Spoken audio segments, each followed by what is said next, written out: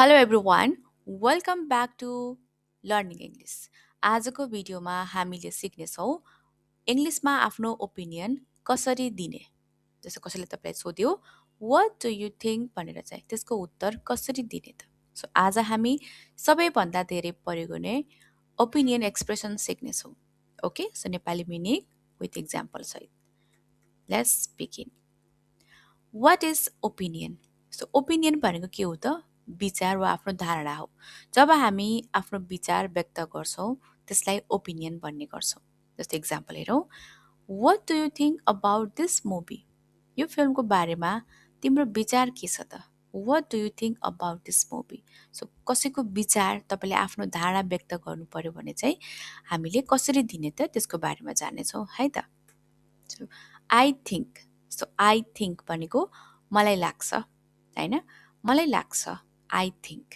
जस्तो इक्जाम्पल हेरौँ I think it's a good idea I think it's a good idea मलाई लाग्छ यो राम्रो विचार हो I think we should leave now मलाई लाग्छ हामी अहिले जानुपर्छ I think we should leave now यो तपाईँको आफ्नो विचार हो होइन तपाईँलाई त्यस्तो लाग्छ होइन हामी अब जानुपर्छ निस्किनुपर्छ हामी अब भनेर चाहिँ होइन सो आई थिङ्क पनि के हो त हामी धेरै बोलिने एउटा ओपिनियन दिँदाखेरि चाहिँ प्रयोग हुने फ्रेज हो ओके अर्को छ आई डोन्ट थिङ्क तपाईँलाई फेरि नेगेटिभ वेमा बोल्नु पऱ्यो मलाई त्यस्तो लाग्दैन बोल्नु पऱ्यो भने I don't think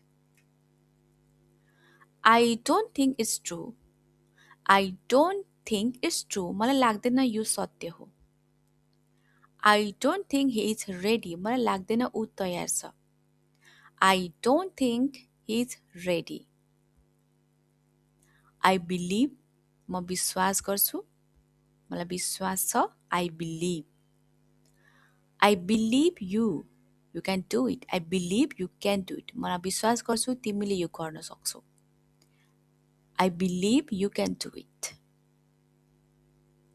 I believe honesty is important I believe honesty is important म विश्वास गर्छु इमान्दारी महत्त्वपूर्ण छ सो आई डोन्ट बिलिभ भनेको म विश्वास गर्दिनँ I don't believe I don't believe that story I don't believe that story म त्यो कथा विश्वास गर्दिनँ I don't believe that story I don't believe it's possible I don't believe it's possible म विश्वास गर्दिनँ कि यो सम्भव छ I don't believe it's possible in my opinion मेरो विचारमा भने के हो त इन माई ओपिनियन मेरो विचारमा भन्नु पर्दाखेरि होइन सो मेरो विचारमा यस्तो हुनसक्छ भनिन्छ नि so in my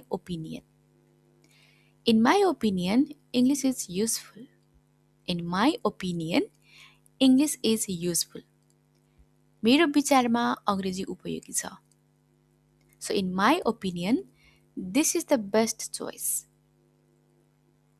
in my opinion this is the best choice मेरो विचारमा यो सबैभन्दा राम्रो विकल्प हो अर्को छ इन माई भ्यू भनेको मेरो दृष्टिकोणमा इन माई भ्यू मेरो दृष्टिकोणमा in my view education is important मेरो दृष्टिकोणमा शिक्षा महत्त्वपूर्ण छ in my view education is important मेरो दृष्टिकोणमा शिक्षा महत्त्वपूर्ण छ सो अर्को इक्जाम्पल छ in my view we need more practice in my view we need more practice मेरो दृष्टिकोणमा हामीलाई अझ बढी आवश्यक अभ्यास चाहिन्छ नेक्स्ट पर्सनली सो पर्सनली भनेको व्यक्तिगत रूपमा होइन तपाईँले कसैलाई व्यक्तिगत रूपमा भनेर बोल्नु पऱ्यो पर्सनली तपाईँको आफ्नो विचार जस्तो पर्सनली आई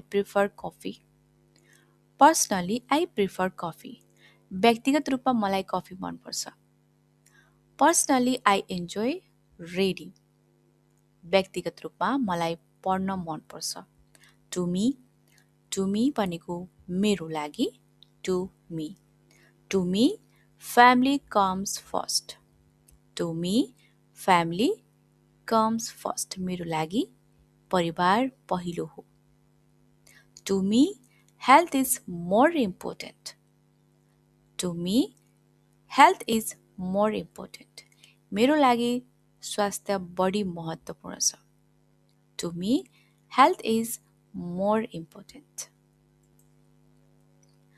आई फिल भनेको मलाई लाग्छ म महसुस गर्छु I feel this is unfair मलाई लाग्छ यो अन्यायपूर्ण छ I feel this is unfair अर्को छ I feel happy today I feel happy today म आज खुसी महसुस गर्छु I feel happy today I guess भनेको सायद मलाई लाग्छ भन्नु पर्यो म अनुमान गर्छु वा सायद मलाई लाग्छ I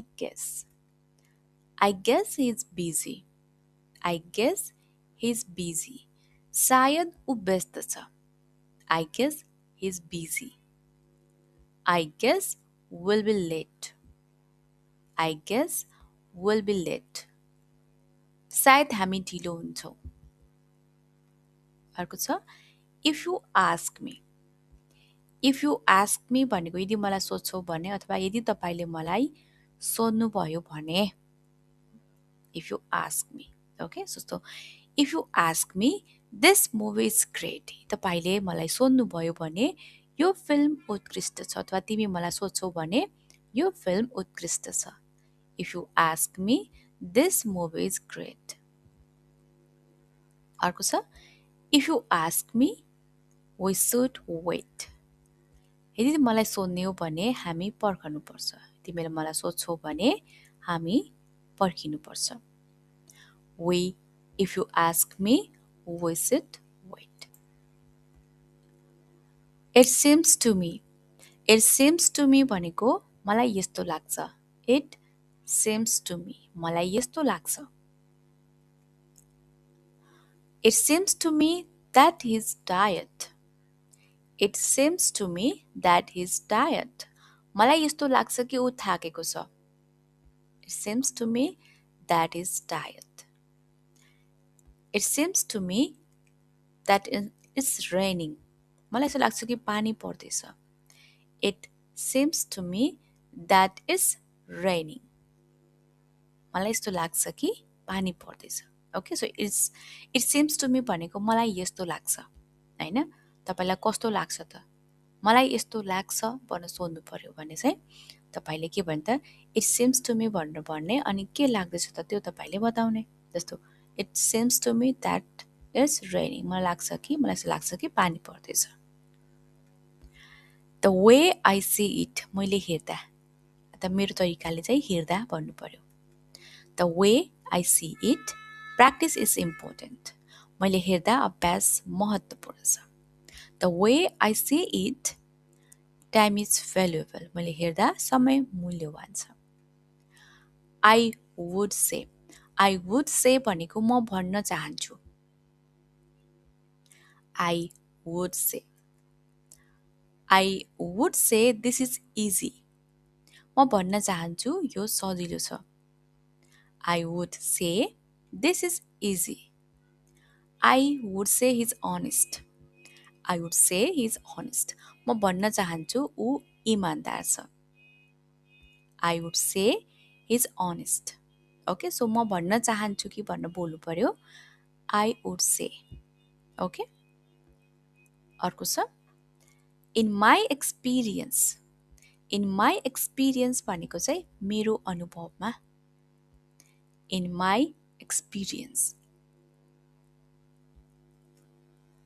In my experience, practice makes you better. In my experience, practice makes you better. मेरो अनुभवमा अभ्यासले तपाईलाई राम्रो बनाउँछ. In my experience, practice makes you better. अर्को example छ In my experience, patience is important. In my experience, patience is important. मेरो अनुभवमा धैर्य महत्त्वपूर्ण छ. In my experience, patience is important. Okay? तपाईले जति पनि यो भिडियोमा सिक्नुभयो एक्सपिरियन्स जस्तो ओपिनियन हैन फ्रेजेसहरु चाहिँ तपाई आफ्नो डेली लाइफमा बोल्नुहुन्छ पक्कै पनि प्रयोग पनि गर्नुहुन्छ. ओके, तपाईँले इन माई एक्सपिरियन्स भयो, मेरो अनुभवमा होइन, आई थिङ्क मलाई लाग्छ, तपाईँले यस्तै आई अग्री म सहमत छु, आई डोन्ट अग्री म सहमत छैन होइन, जति पनि छन् तपाईँले आफ्नो डेली लाइफमा चाहिँ प्रयोग गर्न सक्नुहुन्छ। ओके, सो आजको लागि यति नै। तपाईँलाई यो भिडियो कस्तो लाग्यो, मन पर्यो, राम्रो लाग्यो भने लाइक गर्नुहोला, भिडियोलाई सेयर पनि गर्नुहोला र च्यानललाई सब्सक्राइब गर्नुभएको छैन भने च्यानललाई सब्सक्राइब पनि गर्नुहोला। Okay, thank you so much for watching.